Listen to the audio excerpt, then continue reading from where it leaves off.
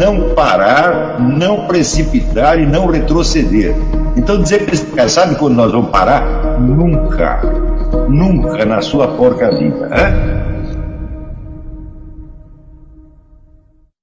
O canal tranquilo? Então, na nossa comunidade do YouTube a gente sempre deixa alguma postagem juntamente com alguns links de livros para vocês adquirirem.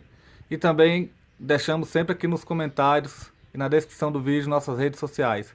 Então se inscreva no canal, siga a gente nas redes sociais e quem puder apoie o nosso canal financeiramente. Temos Pix, Vaquinha, Apoies e temos nosso conto também para quem quiser nos ajudar. Tranquilo? É isso aí. Sempre com Deus, pátria, família e liberdade por um Brasil melhor. Valeu!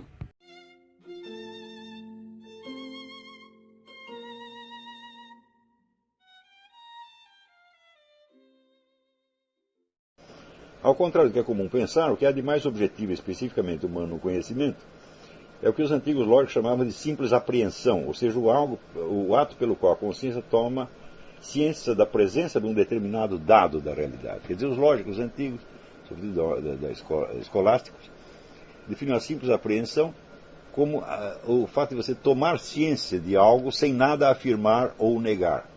Tá certo?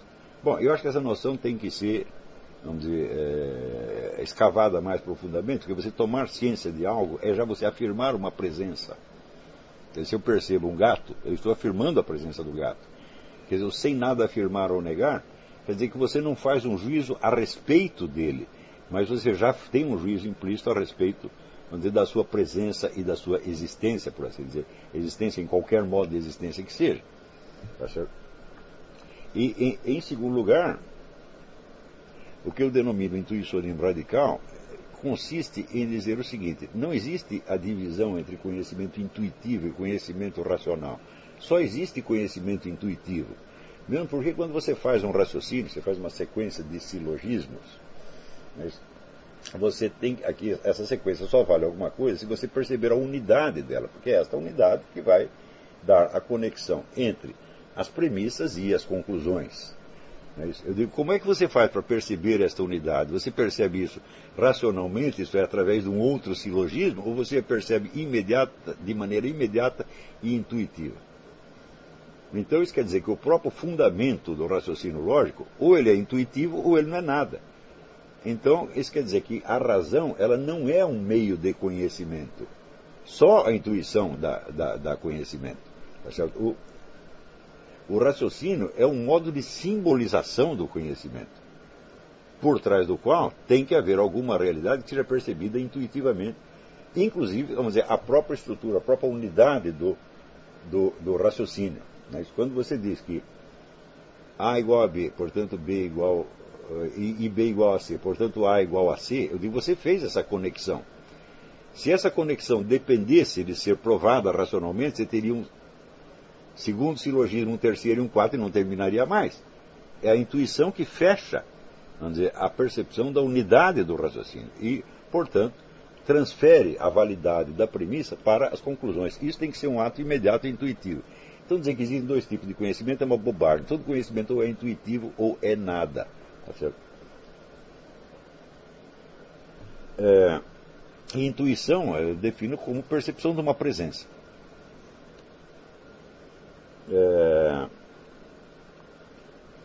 O raciocínio, a construção silogística e suas derivadas é posterior e é uma aptidão de ordem construtiva e, portanto, mais dada a erros.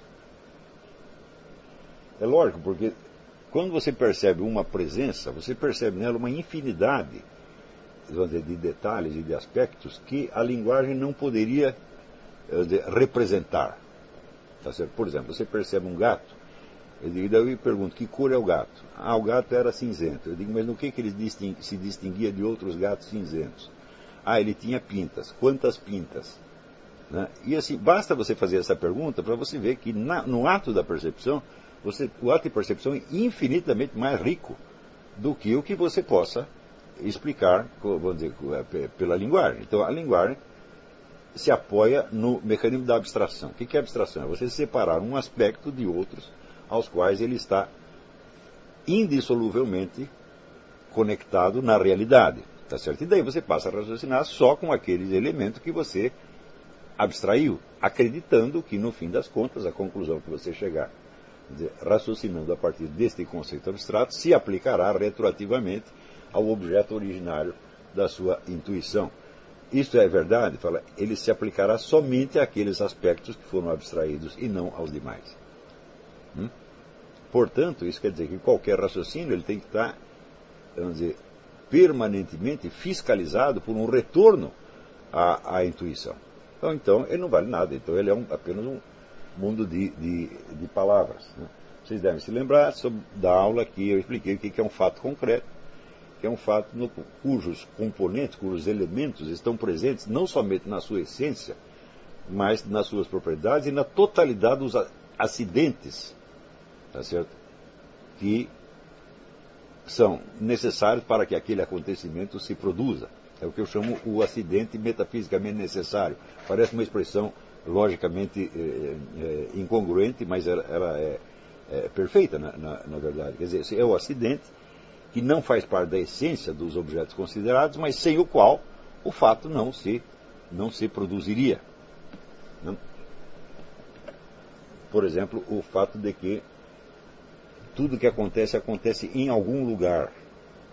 Não é isso? E os componentes do fato têm de estar no mesmo lugar, ou conectados espacialmente de algum modo. Você pode dizer, mas o lugar pode ser indiferente. Não? Por exemplo, se você viu duas pessoas discutindo, eu digo, bom, elas estavam discutindo no bar. Elas poderiam ter discutido em casa, poderiam ter discutido numa praça, no escritório, qualquer outro lugar, porém, elas não poderiam ter discutido em lugar nenhum. Isso quer dizer que se não houvesse aquele lugar, naquele momento, elas não estivessem ali, a coisa não aconteceria. Tá certo? Toda a percepção leva em conta isto, mas a linguagem dificilmente leva, o raciocínio dificilmente leva. Em geral, você abstrai o que lhe parece essencial e continua raciocinando. Tá certo? E isto faz com que este encadeamento de essências lhe pareça a realidade, quando ele não é a realidade. Ele é uma representação esquemática da realidade. E mais ainda, outras representações esquemáticas sempre seriam possíveis. Porque qualquer acontecimento, por mais mínimo que seja, ele tem uma multiplicidade de aspectos sobre os quais ele pode ser enfocado. Tá certo? E, desse aspecto, o que decide qual é o aspecto essencial é o interesse do observador. Né? Por exemplo, se você é um zoólogo e está estudando uma vaca, você vai estudar sobre certos aspectos que lhe parecerão essenciais da vaca. Tá certo? Quer dizer, bom, ela é essencialmente, vamos dizer, um animal, portanto alguém que na escala biológica está em determinado lugar, etc, etc. Porém, se você é um comerciante de gado, a vaca é essencialmente uma mercadoria. E as suas características biológicas entram ali como um acréscimo. Tá certo? Então, mas uma vaca, como qualquer outro elemento, ela é essas várias coisas ao mesmo tempo.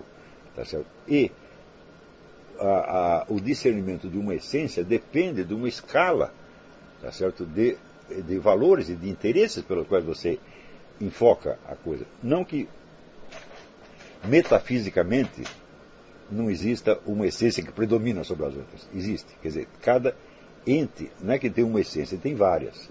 Ele é, por assim dizer, um aglomerado de essências, tá certo?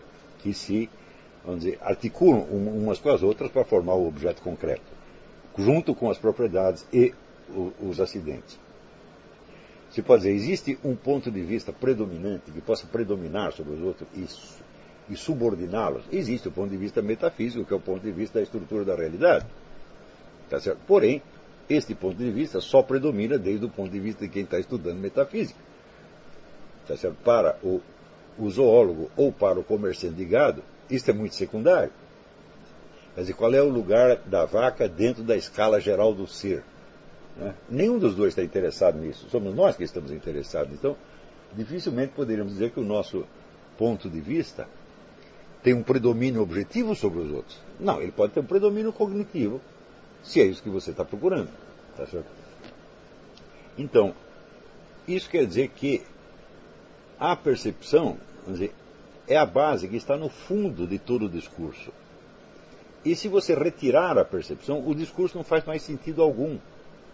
Por exemplo, qualquer frase que você use, qualquer comunicação verbal, quer dizer, o mundo de percepções que está subentendido ali é um negócio infinito.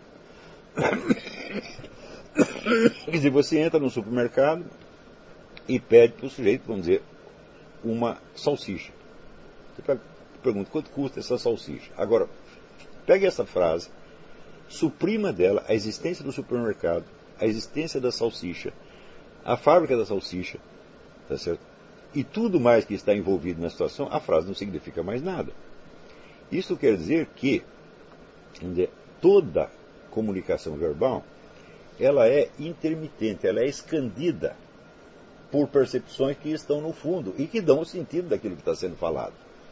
Por isso mesmo, a ideia de estudar a língua como se fosse um sistema, bom, ela é justa, porque sob certos aspectos a língua é um sistema mesmo.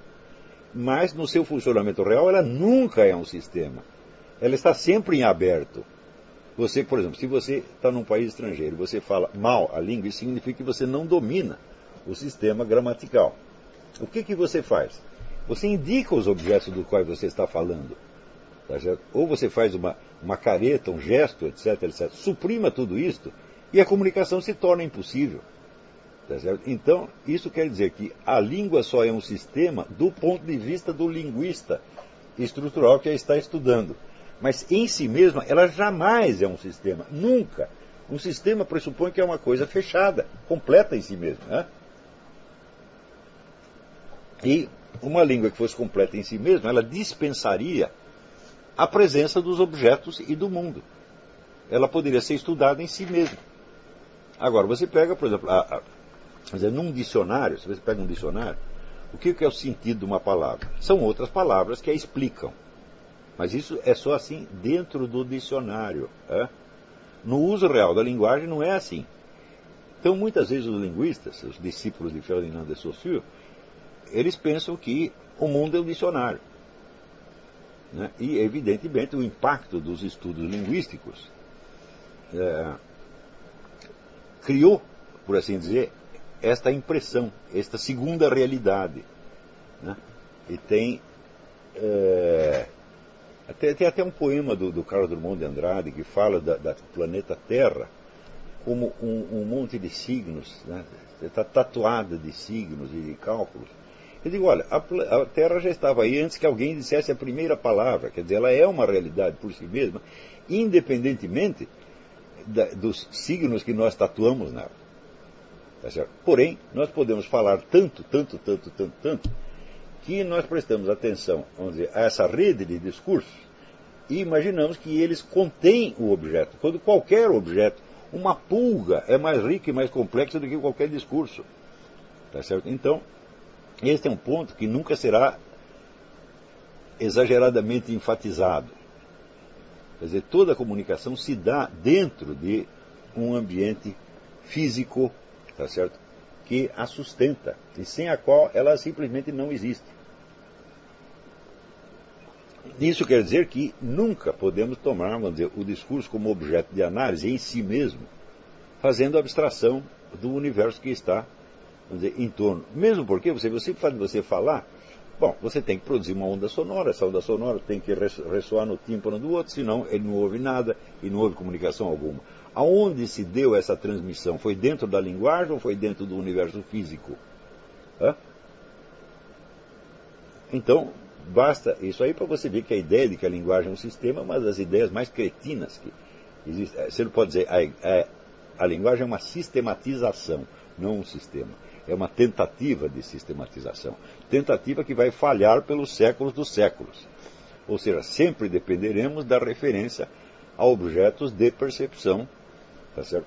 Que, por assim dizer, colam as palavras umas com as outras.